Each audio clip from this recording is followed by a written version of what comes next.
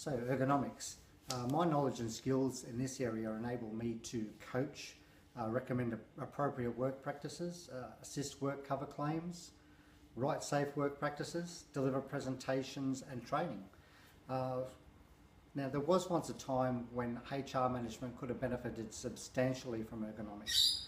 The world's changed quite a bit though. Things are going offshore and technology has changed the way we approach our work. I imagine that by 2040 ergonomics is probably going to recede back to sport, recreation and mobility and not play such a major part in the workplace. Now bear in mind this is not a presentation, this is basically just an introduction to my expertise in this particular area. So it's basic stuff we're going to cover here today. So it's just going to have a quick look at what I am capable of and the basics of ergonomics in a workplace environment. Okay, so ergonomics, everyone's heard of it, everyone knows the basics of it, everyone knows the old bend the knees, keep your back straight to lift, basic stuff. But when you apply it to the real world, it's not so simple as that. Let's take this box here. If you want to get to something at the bottom of the box, you can't bend your knees. It simply doesn't work. It's impractical. What I found is a better way is to stand with our knees apart like this, so we can lower our whole body rather than lowering it by bending our knees. Still bending our knees, but we're doing it in a way where we can actually get close to what we need to be close to. So I'll be able to hitting deep like this, as opposed to not being able to bend my knees at all. Another thing we could do in situations like this is we can lean the box up against something. So we're basically changing the access to the box. So we can bend our knees now and reach the bottom of the box, but we've changed the actual access to that box. But most commonly I find it's better to actually sit like this. It's actually a martial arts technique, but I found it works quite well. Okay, so here's another example of how bending your knees isn't the most appropriate way to approach a task. So I've got a bench in front of me. Okay, I can bend my knees, but it still doesn't give me the access that I want. What I can do is I can bring one knee to the floor, which brings me closer and lower and closer to what I want to access. I could drag something from the back using my body weight, so I can just lean back like that, which allows me to bring it forward, then I can pick it up. Yes, this is pretty basic. Lawnmower, everyone takes a straight wheel and lawnmower to try to get it to move. But it's simple just to get it up onto two wheels if you want to turn it. Very, very basic stuff, very easy. A lot easier than this. Okay, another example is, now I've operated forklifts quite a bit. And one of the things I found while operating a forklift is if I have my arms out away from the body, it's too easy to turn the forklift and I can lose control quite easily. So what I tend to do is bring my elbows in and keep my elbows in tight to the body. That minimises the movement. So when I go to turn the wheel, it's basically limiting my movement to this, as opposed to if I got it further away from the body, where I get an entire arc quite easily. I don't want that arc. I want it nice and tight to give me more control. Okay, so here's some basic techniques for some tools. Okay, we're using a saw. So we can guide our saw with one finger on one side of the saw. What's important when we cut is we cut away from the body, and on the way back we draw the sword up and away. So the actual thrust is only happening forwards. There's nothing going on when we bring it back. We're basically lifting it back and there's no effort applied to that. Very simple stuff. So the thrusting forward only, we're not actually applying any force on the return. Okay. With things such as hammers, this is a mash hammer. Applying the force, it's basically letting the tool do its own task. So we just let its own weight carry it, and the further, again this is leverage, so the further we have our hand away from the head, the more force we can allow the device to apply. If we have our hand up here, we're not letting the tool do its job. So very simple. Got the hand right up the other end. Very basic stuff. Okay, driving in screws. It seems simple enough. You just turn it, right? It's not that simple. There's actually a thrust applied to that as well. We're using our rotensor muscles when we're twisting. So we're actually driving with the screwdriver. We're actually pushing and twisting at the same time, like this. It's probably also important to take a look at what my feet are doing. It's not as simple as just using your hands. Ergonomics is using the entire body. So when I'm driving with a screwdriver, I'm turning my hips and I'm raising my back foot off the floor. It's the same when I'm using, say, a drill press. I'd have my hand up on the handle and I'd pull it down and I would turn my body to give me more emphasis on the task. Okay, so here I have three basic garden tools, or excavation tools. I have a mattock, a shovel and a spade.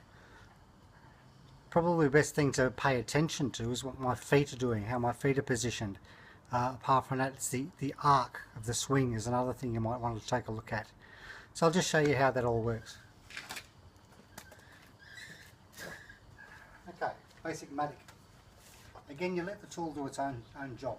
You let it guide itself.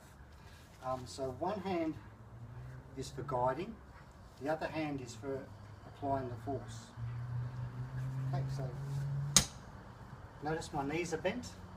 I've got, it's a bit less than a 90-degree angle. It's probably more of a, probably an 80-degree angle. Just turn to the camera there. Might give you a better idea of what it's supposed to look like. And then you just lift and it pulls away the dirt. Very basic stuff.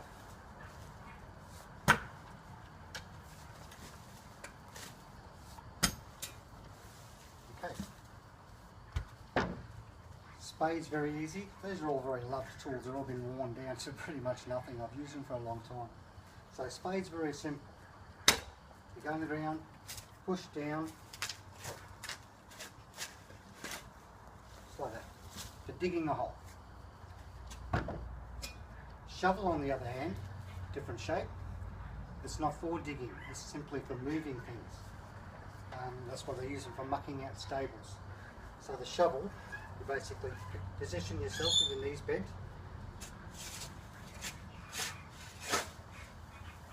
It's basically a swinging motion.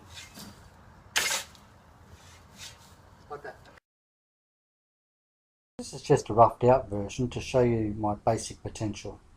There are many points I have shown that require polishing and more elaboration, but I'm sure you're too busy for that at this point, so I'll keep it rough for exhibit rather than for training.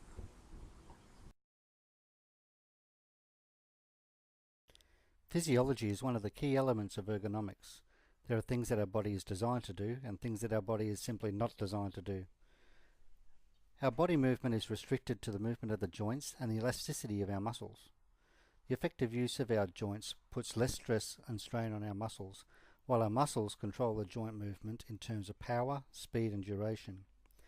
Pivoting enables us to open and close distance with little effort and change orientation with minimal stress. Lunging can help us access difficult places. In the natural world of physics, there are many challenges that our functionality can utilize. We can use gravity and inertia to carry our body while we control the movement with our muscles. Friction enables us to apply ourselves to tasks. Posture and the application of force is also very important.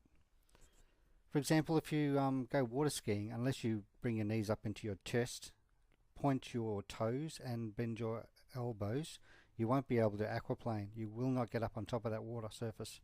Another example is if you go snow skiing, in order to turn from side to side, you shift the weight of your body, and that shift enables you to turn.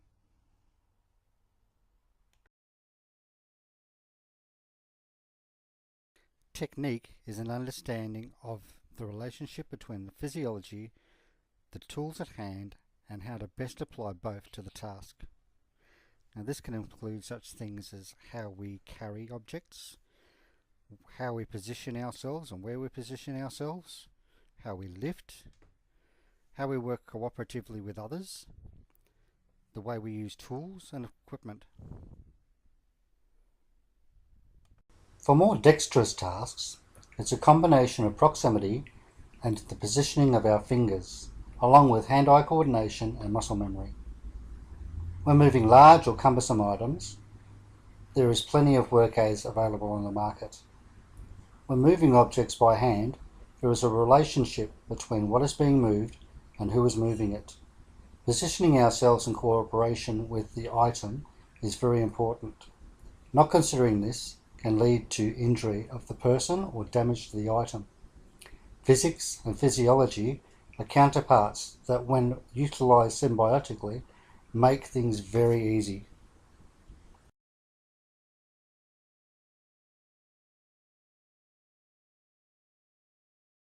Every object has potential energy. When an object is subjected to motion, it releases energy. I've even had a box explode that contained a spring. If we don't properly assess a load before subjecting it to motion, things may go terribly wrong. Positioning our work close at hand can also maximise efficiency, minimise effort, and minimise risk. The drummer sets out their drum kit so that each component is exactly where it should be. Having a neat desk with flow and everything properly positioned reduces stress and effort. Setting out a workstation where each step leads to the next, with an end goal in mind, makes things highly efficient, effective, and manageable.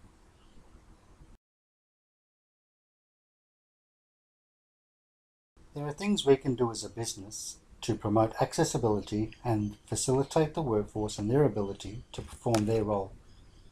This includes setting workbench heights appropriately to the work function and/or packaging materials, ensuring that proper work aids are available, ensuring that everything has its place, and dedicating time for housekeeping.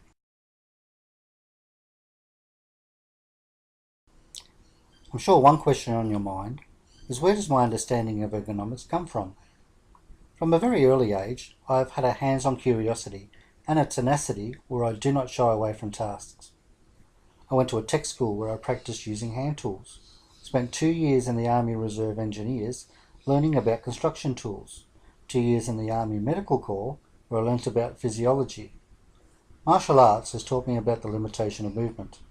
I have spent most of my working life as a blue-collar worker, applying myself at the coalface, and have been injured in the course of work when assigned to tasks that are counter-prescribed by ergonomists.